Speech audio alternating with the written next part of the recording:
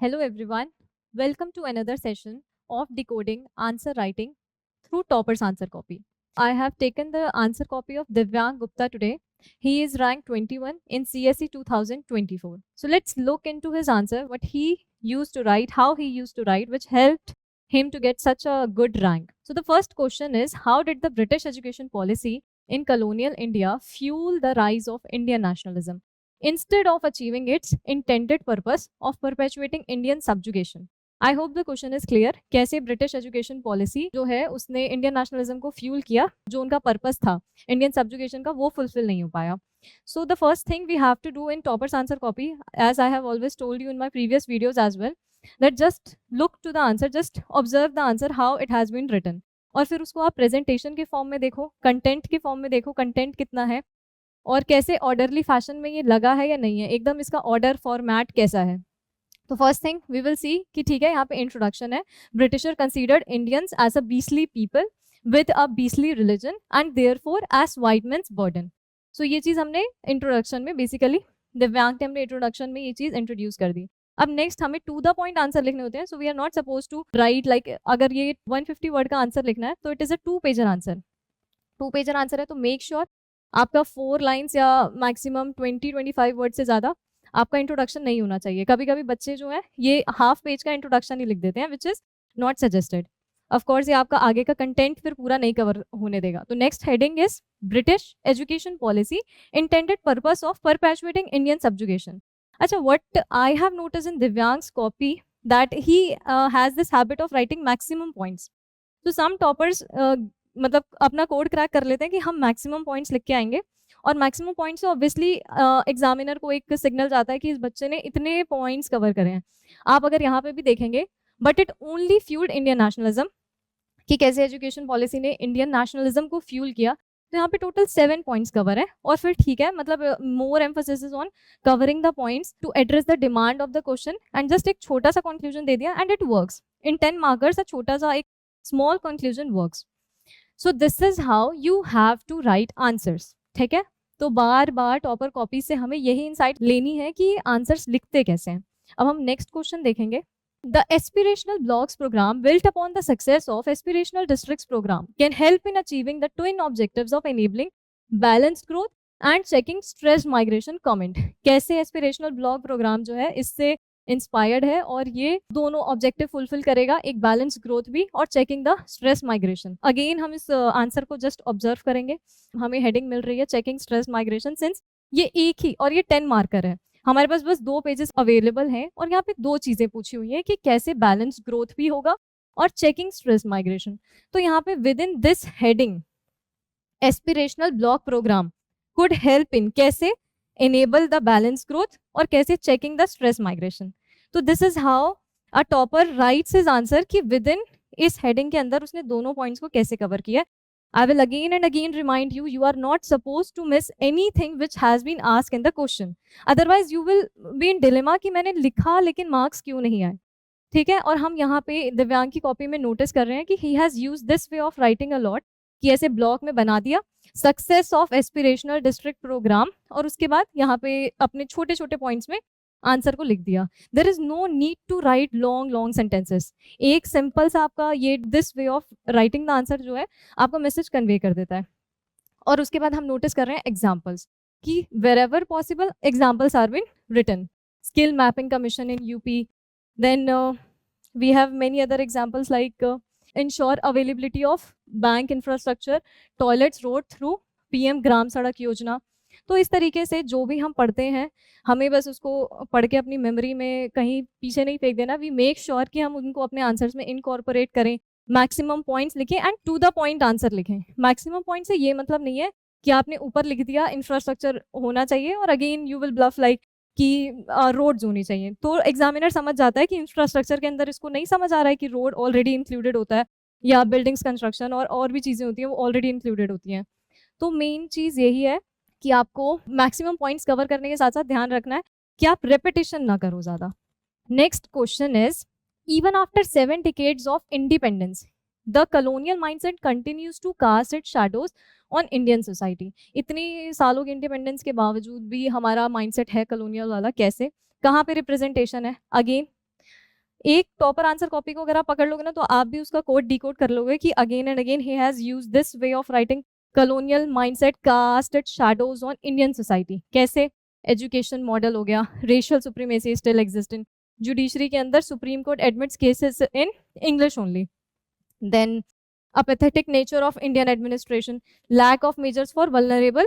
Then similarly, again a heading, but there have been some changes. कुछ changes आए हैं, हमारे जो कलोनियल माइंडसेट हमारा चेंज हुआ है, continues to cast it shadow on Indian society. अच्छा ठीक है, देखो यहाँ पे क्वेश्चन जो है एग्जामिन का है, हमसे यहाँ पे इन्होंने पूछा नहीं है कि कोई चेंज आया है कि नहीं आया है। दे हैव जस्ट आस्क्ड कि कलोनियल माइंडसेट है, आप इस स्टेटमेंट को एग्जामिन करो। अगर आपके ऊपर ये रिस्पॉन्सिबिलिटी आ गई कि एग्जामिन करने की रिस्पॉन्सिबिलिटी आपके ऊपर है, then of course you have to write the positive points, the negative points and however clause हमारा आएगा या वे फॉरवर्ड आएगा। ठीक है, तो हमसे यहाँ पे सबसे पहले चीज़ ही नेगेटिव पूछी है कि अभी तक कलोनियल माइंडसेट क्यों है, तो हमने ये चीज़ एड्रेस कर दी। फिर हमने एड्रेस किया, फिर दिव्यांग ने सॉरी एड्रेस किया है कि but there have been some changes, कुछ चेंजेस हैं, मतलब despite this thing there are some changes, जैसे rise in vernacular model of education, rise in indigenous product, example made in India, new parliament building. So of course these things you need to keep in mind ki it is not sometimes explicitly asked in the question, but you have to understand the demand of the question ki question mein ye cheez पूछी है या नहीं पूछी है। You need to focus on this thing कि examine है, discuss है, elaborate है, क्या चीज़ है। You need to read your question very carefully. We will move to next question. Digital technologies can play a significant role in bridging the gender gap in India. However, it is mired in its own set of challenges. कि digital technologies help तो कर सकता है, but it has its own set of challenges. अब यहाँ पे question क्या है?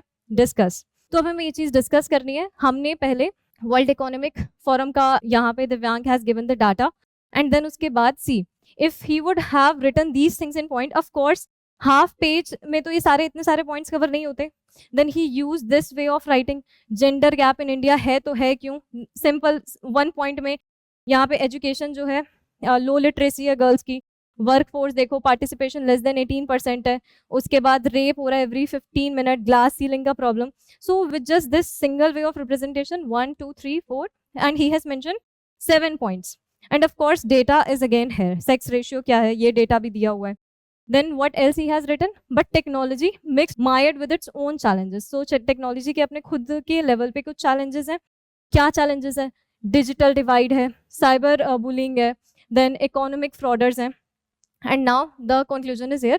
अच्छा, sometimes it happens that you don't know many points in one single answer, so you try to कि ठीक है इसका हम conclusion बड़ा कर देते हैं, या it depends on कि आपको उस question के बारे में कितनी information है। और एक टॉपर ने I have heard somewhere that he has this tendency कि जितना पेज मिला है उतना पेज फिल करना है। Already it is very less to write. We should try to make sure that we write from here to here. That does not means you bluff or you write irrelevant. Just be relevant. And अब यहाँ पे अगर आपको कम points आ रहे हैं तो try to exaggerate or try to just explain more in your conclusion part.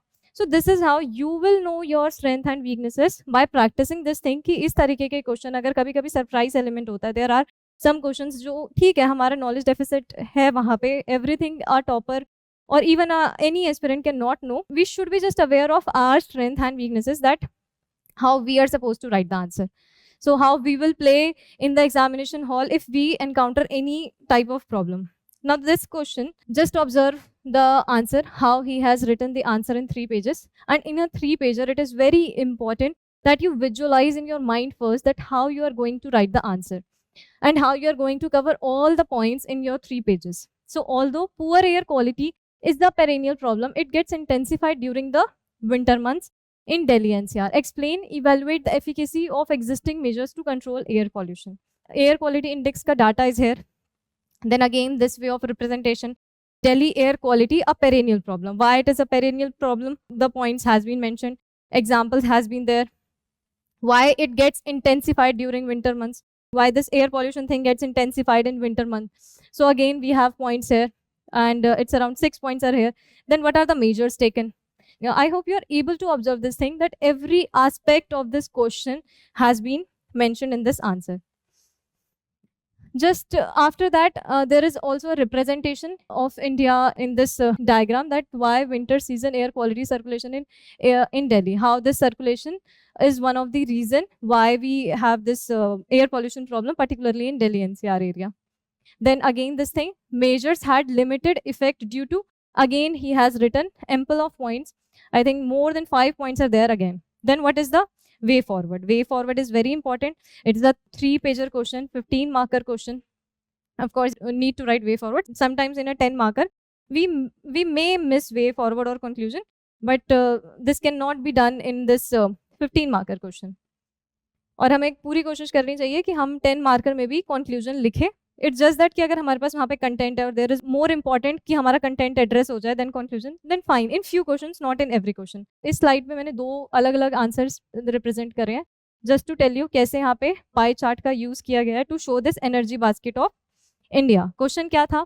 Enumerate the major reasons that make Indian economy heavily reliant on coal. Explain why phasing out coal from our energy basket is difficult. हम क्यों नहीं coal मतलब phase out कर पा रहे हैं coal को? तो दिव्यांग has shown this thing in this pie chart, and he has of course कभी भी हम diagram बनाते हैं या कुछ भी लिखते हैं, in my previous sessions also I have told you to explain या to just mention कि ये diagram है तो है किस चीज़ का? energy basket of India. ये डायग्राम को रिप्रेजेंट किया जा सकता था पॉइंटर्स फॉर्म में भी, बट अगेन एग्जामिनर का अटेंशन बनाने के लिए कि हमने एक बार ग्राफ बनाया है, आप इसको देखें, इस पे अपनी दिव्य दृष्टि लाएं. ठीक है, ये सब हमारे गिनी पॉइंट्स होते हैं. यहीं पे हम अपना 1/2 मार्क्स जो भी हम किसी से धीरे धीरे करते हैं, ये 1 मार्कर, हाफ मार्कर भी अगर आपके 20 क्वेश्चन पे ऐड हो जाएगा तो आपका 20 से स्कोर सीधा मतलब 20 मार्क्स, 10-15 मार्क्स आपका रैंक बदल देता है. तो 20 मार्क्स तो टू मच है. Similarly, in this question, how do unplanned urbanization and unabated rural-urban migration contribute to the multiple woes faced by Indian metropolises? ठीक है. Again, दिव्यांग का format of writing the answer in this particular format. तो similarly, हम over the time एक way of answer writing practice कर सकते हैं कि this way of writing is suiting us, or writing from here suiting us. Some toppers you might have seen, they start writing answers from here. Why? Presentation, वहाँ पे presentation, it looks presentable, तो presentation के marks होते हैं हमारे. It's not that कि आपका content बहुत सुंदर है और आपने यहाँ से लेके यहाँ तक कहीं पे भी स्पेस नहीं छोड़ा. अगर हम इस आंसर को ऑब्जर्व करें तो परफेक्टली स्पेसिंग भी है बहुत वेल, मतलब इट्स लाइक इट बहुत क्लियर आंसर्स हैं. इट्स नॉट लाइक कि कुछ भी ऐसे ऐसे देयर इज नो समथिंग कि भाई बस कुछ भी लिख दिया या डॉक्टर की हैंड राइटिंग टाइप्स की कुछ समझ ही नहीं आ रहा है. बहुत क्लीन आंसर है. बहुत सुंदर राइटिंग ज़रूरी नहीं है आपकी, बट हाँ लेजिबल ज़रूर होनी चाहिए.